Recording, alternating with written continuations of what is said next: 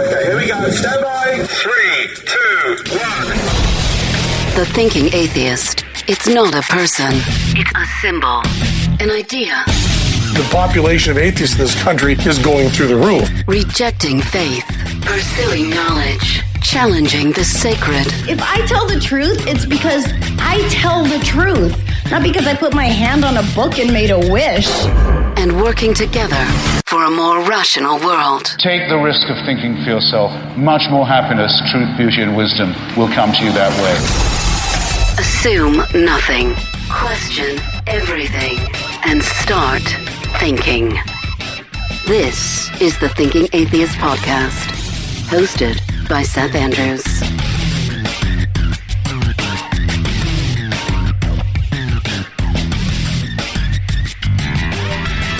Hey, my friends, thanks so much for being here.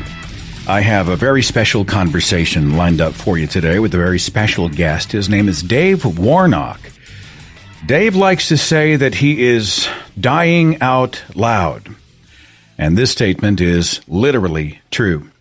He was diagnosed with ALS, Lou Gehrig's disease, and given 3 to 5 years to live. He has made his journey public. He has been hashtagging Carpe the fucking Diem, and he has a website, daveoutloud.com, and he's been out there speaking often and publicly about living life and facing death. He is traveling as much as his body allows him to travel, and he's been speaking to people far and wide about the ticking clock of our temporary lives and the importance of making the most of every single moment. And we're going to have that very conversation right here, right now. Dave Warnock, it is a pleasure to speak with you, my friend. Hello, Seth. It's a pleasure to be here. It's a difficult conversation. You know, I want to try to be upbeat and I don't want to manufacture it. I'm talking to someone who has been very public about this diagnosis, you know, this terminal, you use the word fatal. Mm-hmm. How do I address it? I don't know how to do it other than just speak directly about it. So yeah, that's the best way. There's no need to tiptoe around it. In fact, I make people uncomfortable around me because I will joke about it and they'll look at me like, am I supposed to laugh? I don't know if I can laugh or not, but I just kind of address it head on and I don't tiptoe around it. It is what it is. And, so we're talking about it, like you said, dying out loud. And it's a subject. Death is a subject that no one likes to talk about. I think it's become clear to me that it's something people are uncomfortable with, and I think there are many reasons for that, and we can talk some about that as we go along. But no, don't feel like you've got to. I don't have to tiptoe around. No, don't hedge anything. There's no question that's off limits. Everything's okay. All right. Well, I was going to say, I know you're an open book, but if I do say anything that's treads into uncomfortable territory, you just let me know. Okay, you set the boundaries. I will. All right. Dave, you used to be a pastor, like a straight up evangelical. Can you tell me about that? What you were like back in the day?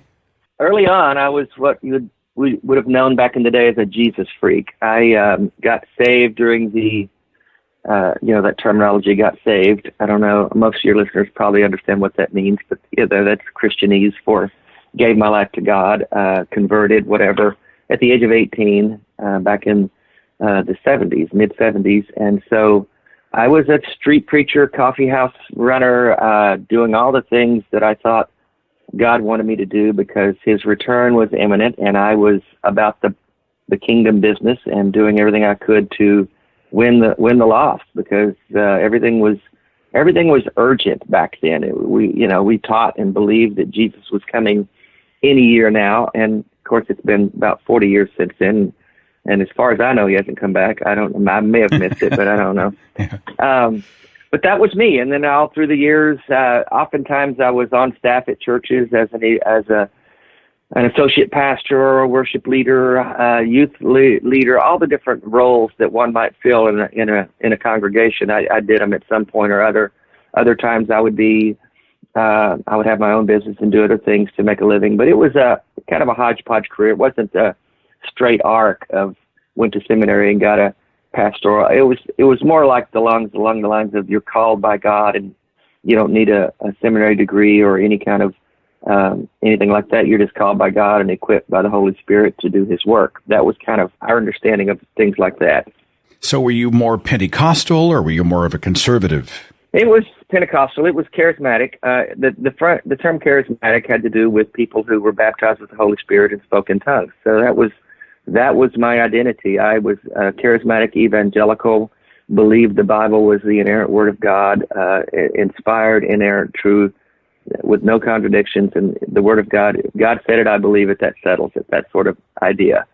And so, you're in Tulsa. The Word of Faith people and the faith healers, and that was for many years. That was my tribe. That was the kind of the thing I believed and taught. And so, I believed the Bible was real, that God could heal people, and I spoke in tongues. I can still speak in tongues now. I did it on a podcast a few months ago. It kind of freaked everyone out. Well, how does that work? But, how do you explain? It's muscle memory. It's a trained behavior, I think. Looking back on it, I thought at the time, it was the inspiration of the Holy Spirit. But obviously it's not, because I can still do it. I could talk in tongues for 5 minutes and it would sound just like it did back when I believed I was praying in a heavenly language. Did they have a class or something about how to speak in and with and through the Spirit? I mean, I don't know. We had speaking in tongues a little bit whenever I was in my mother's Pentecostal church, but to me it just sounded like babble, like I had no idea. It is. It's complete babble. And no, there's no classes, but people would coach. If you were praying to receive the Holy Spirit, people would coach you and encourage you along, and it's almost embarrassing to talk about it now, Seth, because it's so weird. I get it, but no, it was what I believed, and I know a lot of people right now still today that believe in that, and they believe. I mean, my brother's an evangelical pastor in East Texas, and they believe in all these things just like I did. They believe in angels and demons and answered prayer and God speaking to you. And, I look at it now and it seems so strange because I've been out of it for 10 years now. And so I look back on it and oftentimes I'll go, wow, how could I believe that? Dave, how did you make your way out of the faith? Can you sort of give me the snapshot of that journey? Yeah, it was a process, as with most people I've talked to in this journey. It's over time I would realize I had questions and issues that would happen that I didn't see God stepping up for, and I didn't see God's hand in, and I pushed that down over the years and excused it and kind of looked away. But I would say it just became a wave of too much stuff that wasn't adding up to God being present. And so back in 2009, I'd just been relieved of my duties from a church here in Nashville, Tennessee area where I live, because I was me and the main pastor weren't getting along. And so I started really examining why I was having difficulty connecting the dots with this faith that I'd given my whole life to. It had become one too many problems for me. And so I just began a journey over a 1.5 year period of time, reading and even praying and writing things out and looking at the inconsistencies in the Bible and in the faith and the way that God just doesn't show up in the world. And it just became too much. And I finally let myself ask the hard questions. Is he really there? Has he ever been there? And I just came to the painful conclusion that I've been wrong my whole life. That's a scary place to be, right? I mean, you're sort of pot committed at that time. You've given so much of yourself. You're a part of the pastorate. And then you have this amazing sea change and you think, what now, right? Yeah, it was very traumatizing. It's the best word I can use. I was completely disoriented. I did not know another person on the planet that I could relate to and I could talk to this about. My whole life was immersed in that. I ended up losing my marriage over it.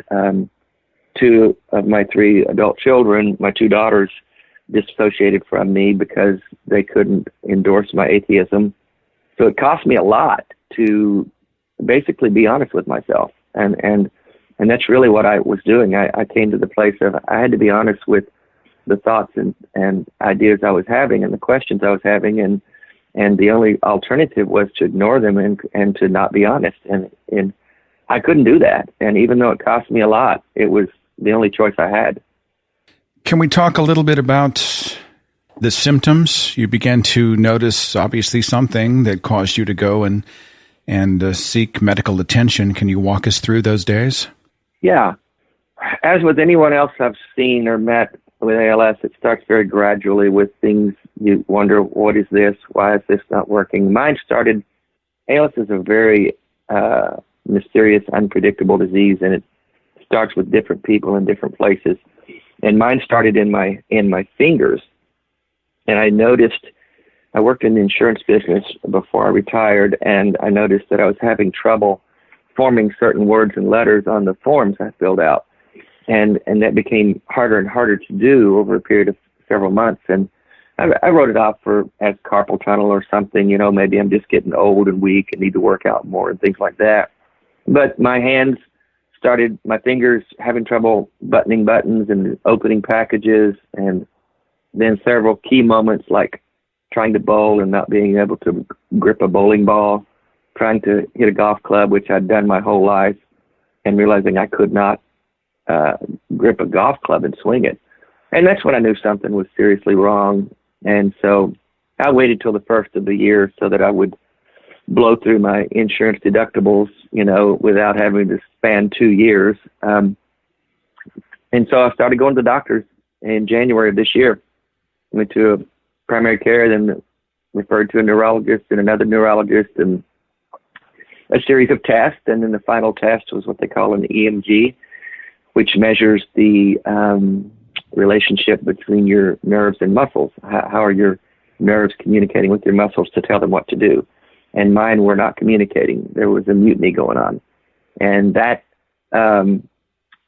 test is very conclusive, and it's very immediate. And so he told me that morning, because I asked him to tell me the truth. I asked him straight up, I said, do I have ALS? And he said, yes. And then he paused, and he said, I hate to give you this diagnosis, but you have ALS. And then I went to the elevator and walked home to my apartment, and my life changed in that moment. That's just a matter-of-fact statement of, here's where you're at, and here's your paperwork. I mean, was it just like that? That's pretty much it. It's alarmingly that cold with ALS, because they don't have any follow-up treatment. They don't say, okay, we want you to come in next week and do this. We're going to start you on this treatment. We want to do, there's just nothing there. It's just, I've been told by a doctor that it's the diagnosis that stops doctors in their tracks, because there's nothing else to say. You're going to die in a few years, so we can help you manage that. They have an ALS clinic where I go every 3 months, and I see, physical therapists. How are you managing? We got some equipment we can hook you up with to help you do things better. We've got this one pill that might give you 3 to 6 extra months of functionality. They measure your breathing, your speaking to see how things are progressing, but there's really no treatment plan that they offer. And there's, it was a little alarming that they didn't at least direct me to a therapist. Somebody who's not mentally strong could get a diagnosis like that, walk out the office and go jump off a bridge. And so, they really ought to kind of direct you to a mental health therapist to just kind of walk you through some things. But it's just kind of it's kind of how it is. Talking here with Dave Warnock. Can you tell us what ALS is for the listeners who may know, they've heard the term, they've heard Lou Gehrig's disease, but what are we talking about? Yeah, it's in the motor neuron disease family. I heard one of your shows recently where you had someone that you were referring to that had motor neuron disease in Britain, which is what they call it there.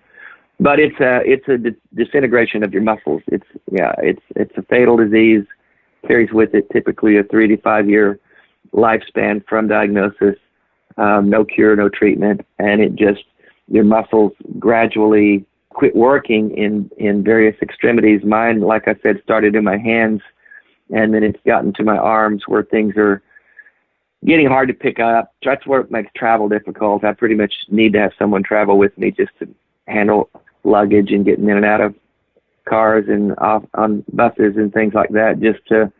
I can manage, but it's not hard to get stuck in a certain place. So I'm losing strength in my hands and arms, and it'll either progress to my voice and my tongue or my legs. And it's hard to know where it goes next or how fast it goes.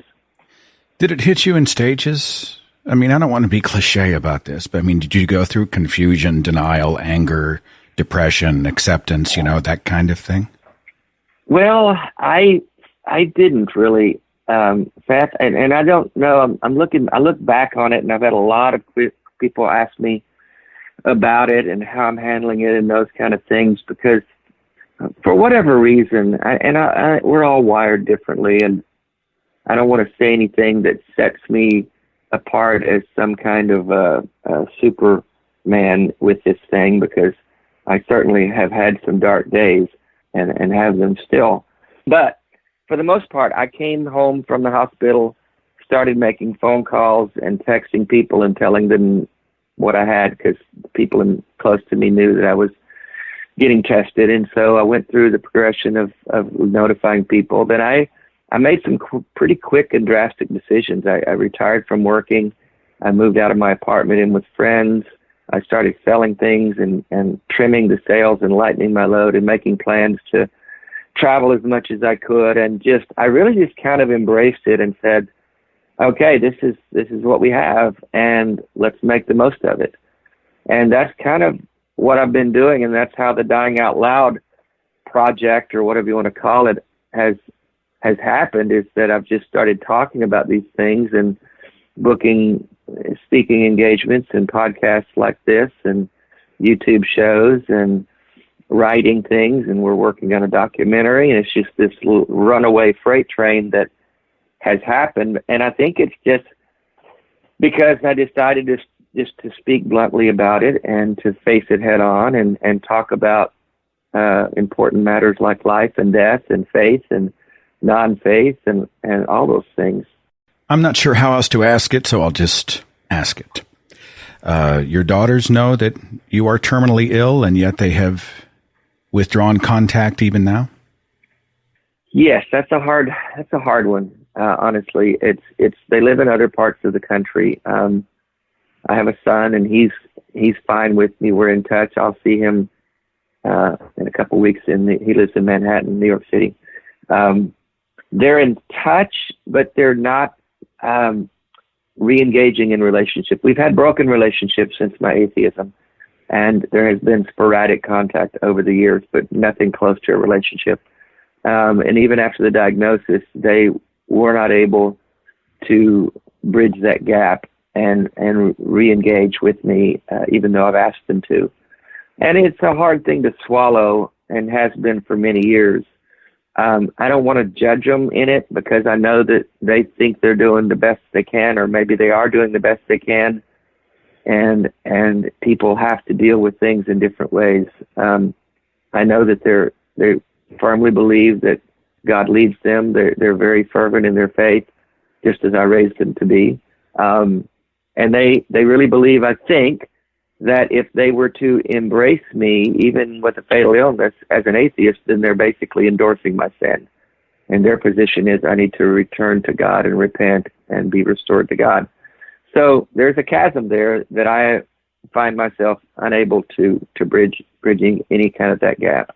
Do they believe in hell? Is that a thing for them?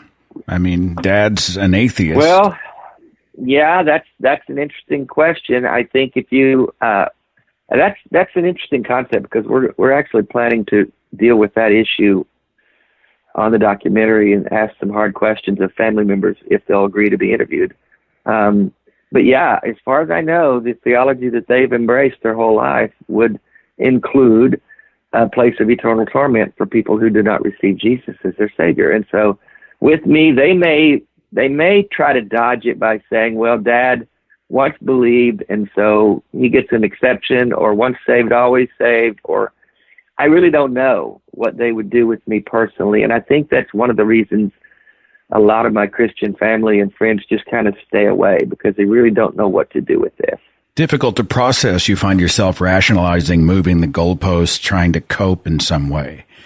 So yeah, I think it would you have to. be interesting to see how they would cope with the idea of Daddy, being in hell. I mean, some people have to rewrite their own playbook with that kind of knowledge. I think they do, Seth, because it's one thing to consider hell as a theory, as an idea, an abstract idea that, yeah, people go to hell.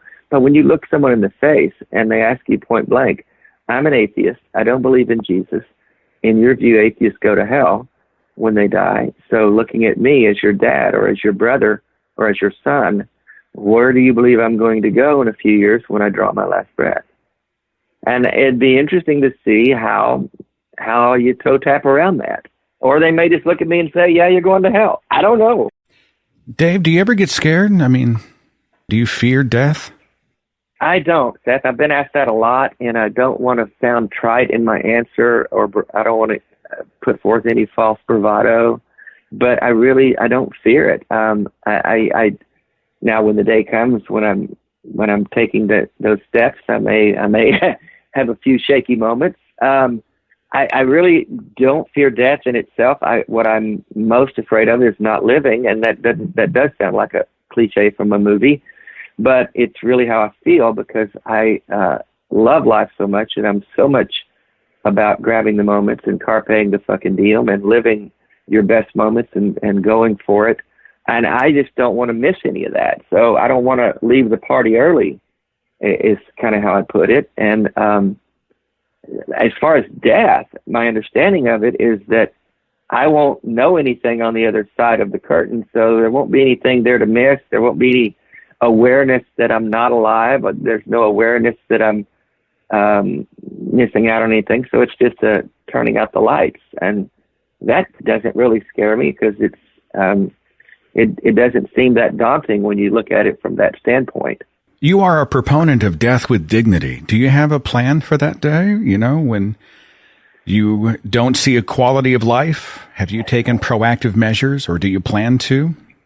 I have, and I do. And I heard on your show you had a legal representative from the Final Exit Network, and I've been in touch with them, and I plan to use their services. I think that's an amazing organization, and in fact, I want to. When I'm not traveling as much, and when that becomes more difficult, then I'm going to shift my attention more so on those kinds of things, getting involved with them and other legislation in some of the states, Tennessee here for one, and working toward making that legal. But yeah, those are the ways that I plan to bring things to a close. The late Christopher Hitchens was in a documentary somewhere, and he was saying that nobody beats these odds. And he's right. We're all dying. We're all temporary beings. Death is this common denominator for the human condition. And some people, especially in the faith, think that a temporary life is not worth living. It's a hopeless thing. It's a purposeless thing. It's just sad. You want to give your thoughts, Dave, on a temporary life? Yeah, I think a temporary life is a more beautiful life and a more valuable life, because anything that is shortened in its quantity becomes more valuable. When you have all of eternity, what value does a moment or a day have? But when you know that your time is finite, then everything that you do becomes that much more important and that much more valuable. So I'm going to flip that on its head and say that a temporary life, or the one life we do know we have, becomes much more important and much more valuable and beautiful when we realize it's the only one we have.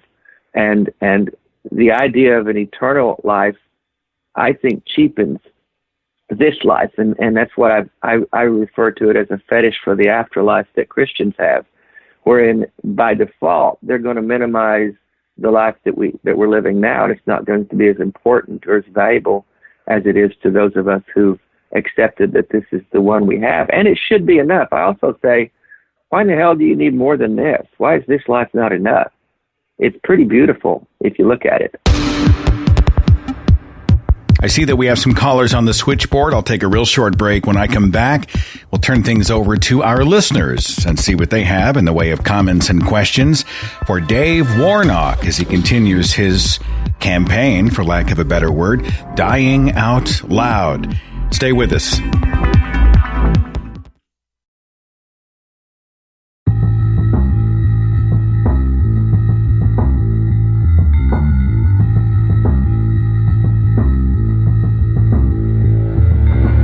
Talking here on the broadcast with my special guest, Dave Warnock, has been so kind to spend some time chatting with us about his own journey, diagnosed with ALS, Lou Gehrig's disease, given 3 to 5 years to live, and rather than say nothing and do nothing, he has gone on a campaign, for lack of a better word, called Dying Out Loud.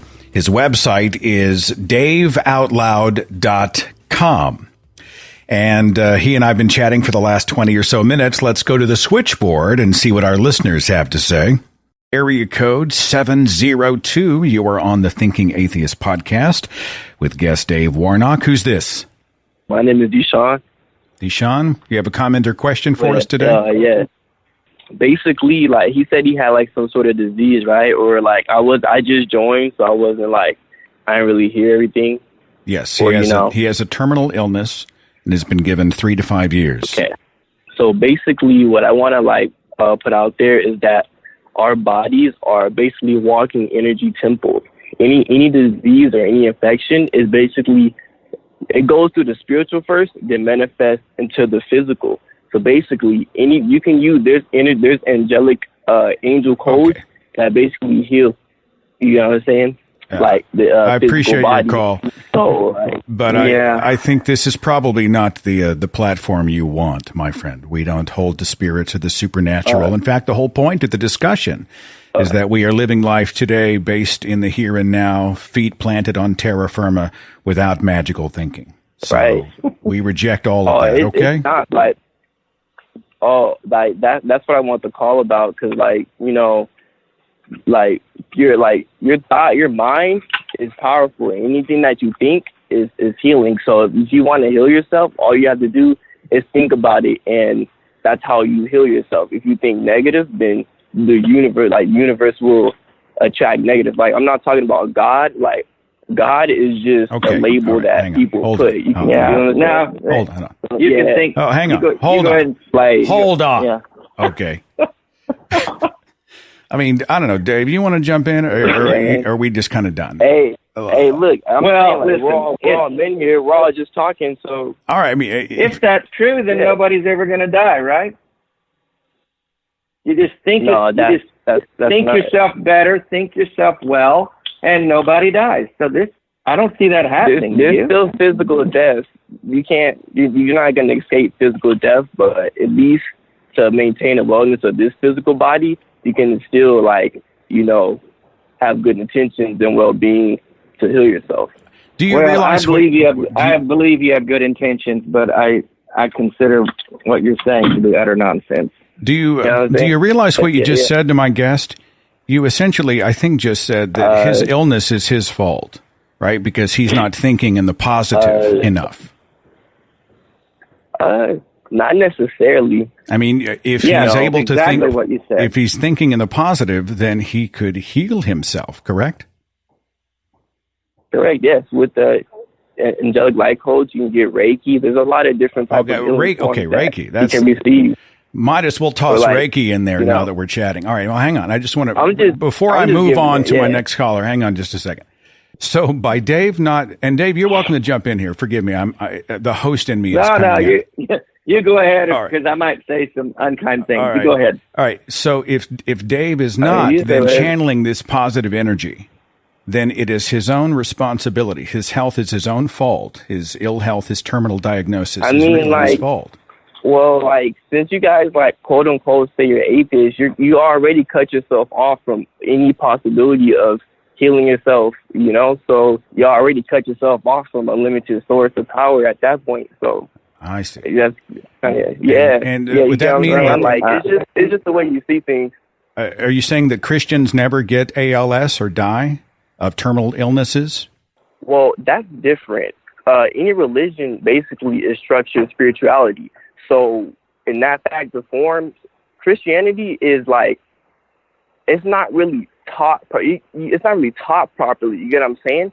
So you get what I'm saying? So that's kind of different. Well, you know, you've got some great ideas, and it sounds like you're fairly young. I don't know. I'm just guessing from the tone in your voice, but why don't you come back and talk to us in 20 or 30 years when you've lived a little life? Because these are just some really grandiose ideas that don't have any substance in truth. If what you're saying was true, you can't judge hospitals all over I'll let Dave finish. the land. You're judging me. You're judging me by saying I'm not. You're judging me in your phone call by saying that because I'm not thinking enough positive thoughts, I'm not getting well. And you'd be hard-pressed to find a more positive person on the planet than me. So I may have assumed your age, and I may be incorrect in that. That's fine. I'm just telling you, you sound like you haven't experienced a lot of things because you've got some ideas that, as far as I can say and see, are not based in any form of reality whatsoever. I think we've been pretty generous, Dave. Let's move on. I think so, too. Thank you for the call. Much appreciated. Let's try another one and see what this one has for us. 920, you're on the Thinking Atheist podcast. Who's this? Well, hello, how are you? My name's Randy. Dave, I've listened to you already, I think, on the Atheist Experience, and Seth, I met you last year about this time. I'm kind of struck by how similar your story is to mine in that 6 years ago, I was thinking it'd be 3 to 5 years. I have an autoimmune disease called systemic scleroderma, and it started out as I don't know. I thought it was arthritis, then things hurt, and started slowing down, and then about 5 years ago, I had a major lung breakdown, call it whatever. I had a hard time breathing, and I finally got diagnosed, and that's when they said 3 to 5. And as you see, I'm 1 year past that. That's kind of a good deal. At this point, I really can't walk. I could take 2 or 3 steps. That's about it. I saw my cardiologist 2 weeks ago, and he estimated that I'll make it till Halloween. So I think I might beat that. So I'm a lifelong atheist. I think I stopped believing about the time I stopped believing in Santa Claus. And I think that's a very positive part for me in that I don't have that fear of hell.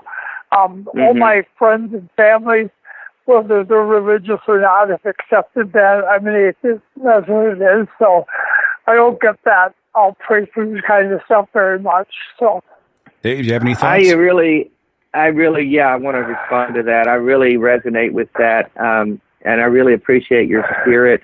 I can just feel it through the phone. You're just very positive and upbeat, and I love that. And I want to echo that. I've said several times that this is at once the best time of my life and the worst time. My symptoms aren't they're not as progressed as yours. I'm still fairly functional, but it's fading, and I can feel it. And there are times when I get frustrated or sad or angry at what's happening in my body. But at the same time, I have just this platform I've been given to talk about dying out loud and to talk about things that matter and that are having impact on people. I hear from people all over the world who've heard a show or seen a show, or I go to speak and meet them in person, and I've connected with these beautiful people, and somehow the things I'm doing are inspiring people, and I wouldn't have gotten this window of opportunity to do this if it had not been for the ALS diagnosis. So it's a very paradoxical situation, to be sure, but it's wonderful. I know what you're saying. It is. Yeah, I was going to say, I've already had friends and family, even my wife, that one time I'm just sitting there with a big grin on my face, and she looks at me like I'm stupid, which I kind of am. But but she said, "What are you smiling about?" I said, "I'm just so damn happy right now. It's everything is just so beautiful, wonderful, and rich. Well, it does. Appreciating every second." Yeah, it does. It allows you to focus. It forces you to focus on the things in life that really matter.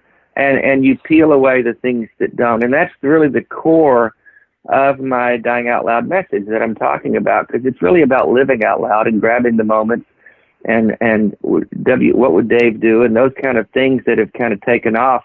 But it really is. It forces you to zero in on what matters and let everything that doesn't matter fall by the wayside. And most of us in our lives don't ever get to do that, or we don't stop to do that. We get caught up in the life that ends up taking charge of us, and we don't take charge of our own lives, and we don't write our own story. And in that way, I think what you're saying is exactly it. You were talking about dying with dignity, and my path is probably going to be a little different because I seem to be following the predictable path of this disease. It looks like what's going to happen is I'm just going to fade out, start sleeping more and more and more, and then it's going to stop. Right. It'll be within weeks or days or months, whatever. But I have absolutely no fear of death, but I have a little trepidation about dying. If that makes any sense. Mm-hmm. Well, thank you for sharing yourself and your story and your perspective, my friend. Really do appreciate you. Sure. All right. Take care. Thank you. There's a line in a film from 20 years ago called City Slickers where Jack Palance's character is talking to Billy Crystal, and he says, "You guys worry about a lot of shit." And I think, I remember that. Dave's got a point. And like, we think about all the stuff that we carry around, the baggage that we have in our lives.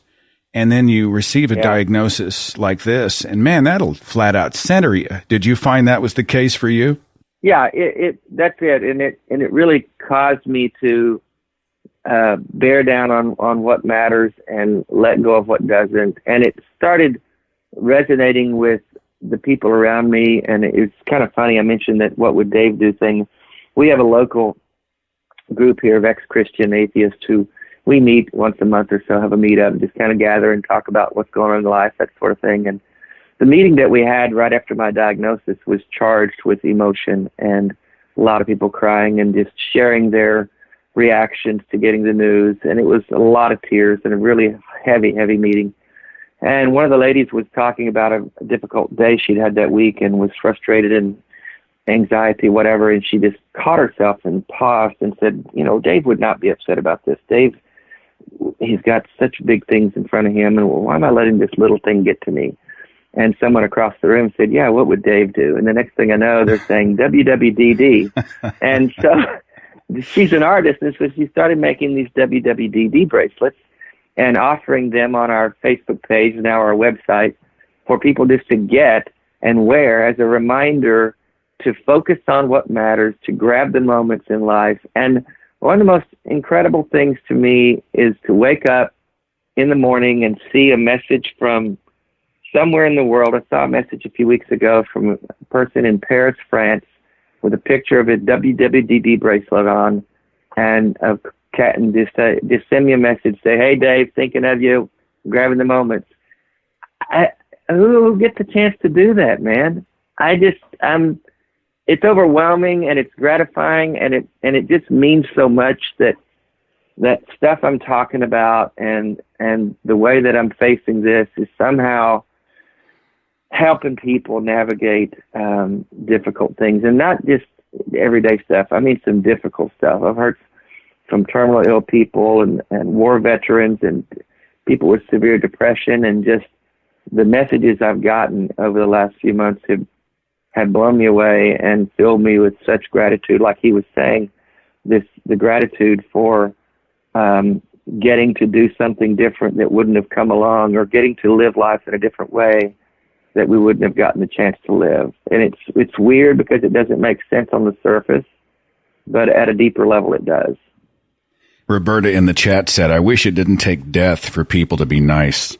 I'm like, well, I guess there's some truth to that, right? I mean, people treat other people differently whenever it's a life and death thing. And if we were to see life as temporary in these precious moments, why waste them on being divided and nasty and hateful and all of those terrible things? Yeah, it's sad. It often does take some kind of a crisis or some kind of an awakening to get us to behave in the ways that we should have been in the first place. I feel that way about when I came to reject my faith. People are like, well, something must have happened to you in your life for you to reject Christianity. And I'm like, well, I used to apologize for that. Like, well, no, it wasn't a big thing. I just rationally came to the conclusion, blah, blah, blah.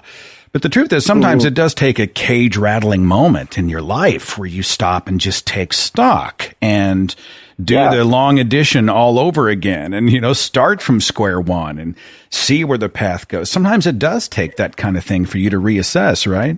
Yeah, and it's okay if it does, whatever it takes, right? Yeah, whatever it takes. I've got on the switchboard 937. Thanks for waiting on me. You're on the Thinking Atheist podcast. You're on with Dave Warnock. Who's this? Hi. Oh, my God. My name's Hannah. Nice to talk to you. Hi, Hannah. Thanks for calling the show. What do you have for us? Hi, Comment or question? What do you think? Oh, man. Well, first of all, I got to say, Seth, you've been a huge influence to me and source of strength. I'm in the middle a little bit of a deconversion myself. It's been the last few months. I was raised extremely fundamentalist Christian, specifically Seventh-day Adventism. Wow. If you know much about the church. I do. And yeah, I was just a little briefly of my background. I went through a long period of major depression and anxiety, and the whole time trying to pray myself out of it, in college, ended up dropping out, had to move back home, went to, I lived with my parents who helped me take all kinds of, going to the doctor, taking all kinds of drugs to help me get out of the depression. And I think it was just a combination of slowly getting out of my head, volunteering it was a church nonprofit, but just being in the moment and helping people and not worrying so much about myself is what finally, helped me, in combination with antidepressants and therapy. And it's a long story. I'm sorry. No, that's all right. I didn't even mean to talk about this. That's all right. Please do. I have a million things in my head. Yeah, honestly, it sounds, knowing Dave's background and how it really was the humanist in Dave that caused him to reject a lot of the fundamentals of his faith, it sounds like you two have a whole lot in common. Oh my God, yeah, so much. Just hearing a little bit of his story, I'm very touched by it, and I think it's so beautiful to focus now on just the present moment and what we can do to help each other right now versus spending all of our time thinking about the next life and just throwing this one away. Actually, I had a question for both of you. I'm not out, I have not outed myself or talked about any of this with my family. I'm 28 now, and they know that I've rejected being a Seventh-day Adventist for a long time, about 5 or 6 years. But I've just taken that next step and embraced being an agnostic or atheist. I'm not really sure what I am. But I'm trying to decide if someday I can ever have a conversation with my dad about this, and maybe in the big scheme of things, it's not worth talking about it with my dad and hurting him about what I actually believe is true, because my dad has been a pillar in the church growing up. I mean, I even asked him to write a letter to me and my siblings, just kind of giving some stories about life and his advice, from Papa J, we call him. I have 6 siblings. We had a really big family and very loving big family. I have a lot of great things to say about my dad in that sense. But, he's in his early 70s now. He's got some health problems. And I thought it would be really cool to just have a piece of, an essay basically from my dad to his kids about life and things that he's learned. And I ended up getting this email from him that's like 3 pages long, all about, it was basically a stream of Bible verses and like confessions about how he's such a sinful man and how it's so important just to live for God and heaven and Jesus because of all the mistakes that he's made in the past, and he's so grateful that he has a God.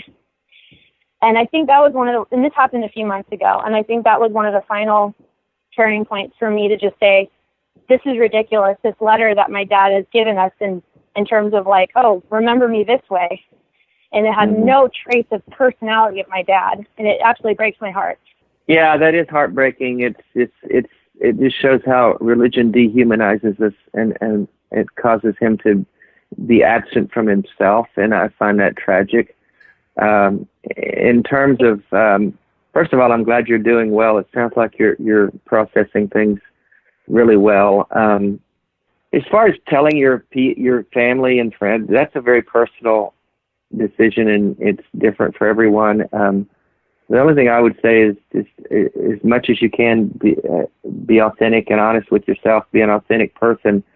And if people in your lives are keeping you from being that, then sometimes it's worth the conversation just to let them know that you've changed your views on things. But yeah, I get the idea of not wanting to hurt people unnecessarily, but it's a tough one. It's a tough balancing act. I don't know. I'm sure, Seth, you've talked to lots of people about these things. Recovering from religion is a great resource for if you haven't connected with them. They've got a lot of good help in regard to how to navigate those waters. And I would encourage you to don't worry about the labels. Like, am I an atheist? Am I an agnostic? No. Am I a seeker? Am I this? Am I that? Quite frankly, they're useful descriptives sometimes whenever we're trying to sort of frame where we're at. But life is a journey. And so don't, punish yourself because you can't pigeonhole, because you can't just stick yourself in a box. You don't fit in a box. You are a diverse and complex person, and you're going through a diverse and complex journey, and that journey does belong to you, and you can frame it any way you want. You can call it whatever you want. Ultimately, I love what Dave said, an authentic life. I think, that's really what we want for you is to not be an echo of someone else's voice, but to try to find out, well, what's true and what's not? What's that line by Matt Dillahunty? I'm going to believe as many true things and as few false things as possible. And that's a great way to live life, isn't it? So, and in terms of changing your mind, the phrase I use a lot now is a poem by Maya Angelou, and it says this: do the best you can until you know better, and then when you know better, do better. And that's the best descriptor for me personally in how people, when they say, how can you go from being a Christian to an atheist? I just say, well, I was doing the best I could, then I learned better, and now I'm doing better. And I'm going to try to keep doing better till the day I die. And beyond that, remember that you're not alone. There's a ton of people who are going through or have gone through. Now, the 2 people right on this call with you who can speak to your journey, because we've gone through something kind of similar and we get it. And so you're not alone and you're not crazy. Okay, Hannah? Thank you guys both so much. I really appreciate you. It's a pleasure to talk to you, Hannah. Thanks for calling the show. You should just host the show, Dave. I should just retire, and I'll just hand things over for a while, and you can. I do not have that radio voice you have. You've got that radio voice. When I was in the church, I would have called it my spiritual gift. This was the Lord gave me the voice so that I could. The Lord gave you that voice so that I could go and speak one more time. Can we do one more phone call real quick before you and I kind of put an exclamation point on it? You bet. Whatever you want to do, brother. 480, you're on the Thinking Atheist podcast. What's your name? Hello, this is Mike in Phoenix. Seth, you sure do have a radio voice. Boy, I tell you. Thank you. Listen, Dave. You've got kind of a spotty connection here, my friend. Hang on just a second. There's a little bit of a spotty connection. So if I ask you to repeat the question, nothing personal, but go ahead. Yes, thank you.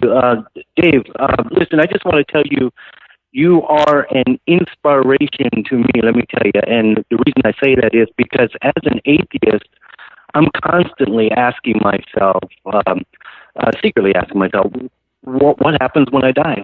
And yes, as an atheist, I still get scared because I don't have the answer of what happens, what's going to happen to me when I die. But then people like you come along, Dave, and remind me to enjoy life now, that life is now, and just make the most of it. So, people, you do inspire me to just keep going, and I do, and I keep going, and I love life, and it's because of people like you, Dave. So I want to thank you very much for that. And that's all I had. I just want to personally appreciate thank you, that. Dave. That means a lot. You don't know. Messages like that from people like you just mean the world to me. I've said this before, honestly, if I wasn't getting the feedback I'm getting and getting to do what I'm doing with Dying Out Loud and the stuff I'm busy doing, life would be much more difficult right now, because I would basically be getting up every day, wondering what I'm going to do with my day, and essentially just watching my body disintegrate and wondering when I'm going to die. This energizes me like nothing else ever has. And so thank you for saying that and taking the time to call in. It means a lot. Thank you so much for the kind words, my friend. Dave. All right. Take care. Thank you. I guess that takes us to sort of an exclamation point here. I mean, what do you want to leave us with? What's the lesson you're trying to teach us, Dave? It's a couple of phrases that I use over and over, and carpe the fucking diem is a way to say seize the day with a little bit of an exclamation point, And then we do not remember days, we remember moments. And life is nothing more than a collection of moments. But we have to be aware of that. We have to be looking for the moments. We have to give the moments a chance to happen, is another way I've put it. Because what that means is we're pausing in life long enough to let the valuable things rise to the surface and recognize the beauty of them. And that, for me personally, and I've had a lot of people ask me, what are your bucket list things? What do you want to do? For me, the best thing, the thing that charges my battery is to connect with people. And that's why I'm traveling like I am, because these places I'm going are small venues for the most part, and the travel is exhausting, but the connection with the people, looking in faces, hugging necks, crying together, laughing together, conversation, those are beautiful moments, and I find such value in them, and I think we all do if we let ourselves, if we make ourselves, if we give ourselves that opportunity. So that's essentially what I'm talking about. And like he said, make the most of this life, live it the best you can, make sure you're getting the most out of every day. It sounds like such a cliche, but it's something if we give attention to, I think it can make a difference. Dave Warnock, it's an honor to be able to have you on the show, my friend. And you charge our battery. Like I can tell, I was watching the chat room and everybody's like, this guy's awesome and he encourages me. And so, that gift that you feel like you've gotten, you're giving right back to the audience. I hope you feel that, my friend. And we'll be with you on your journey. And whatever that means, we're right here, okay? That's been my pleasure to be with you, Seth. And thank you for having me on. It's been a blast. All right. We'll talk soon. Okay, my friend. Follow The Thinking Atheist on Facebook and Twitter for a complete archive of podcasts and videos, products like mugs and t-shirts featuring the Thinking Atheist logo, links to atheist pages and resources, and details on upcoming free thought events and conventions. Log on to our website, thethinkingatheist.com.